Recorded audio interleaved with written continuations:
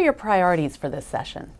Well, I have a few. I'm working on some economic development issues, and I'm working on some transportation issues.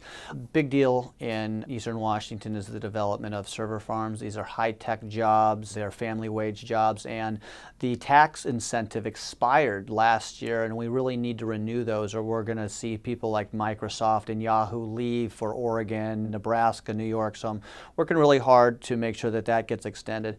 I'm also working on some rail, as in trains, legislation. We're trying to fund some revitalization of old train lines. A lot of the train tracks in Eastern Washington were made in the 1890s, 1920s, and we're running 21st century trains on this, and it's not working, and that's moving forward in a bipartisan manner, so I'm pretty excited about that.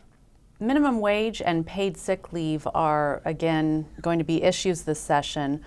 Why do you think it's a bad idea, and what consequences might it have for people in the 13th District?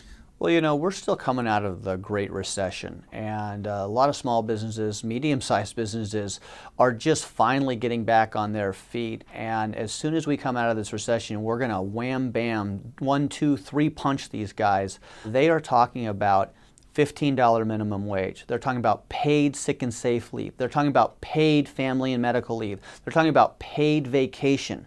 I mean, we should be, trying to create a business environment that helps these small businesses get back on their feet, and instead we're hitting them with 4 significant costs all on top of each other, and I just think that's overkill.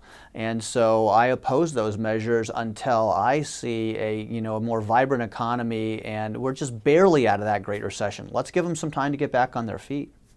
The governor has proposed $1.4 billion in new taxes. Is a tax hike that large necessary? Well, according to his own numbers, no. We looked at the revenue forecast, and we're going to collect $3 billion, and I say billion with a B, more taxes this year than we did last year. That's $3 billion more of your money. And in looking at the budget demands, we can pay for everything that we need to pay for with that $3 billion. We can give teachers a raise. We can fund part of the K-12 McCleary decision. We can maintain all the departments at the same size.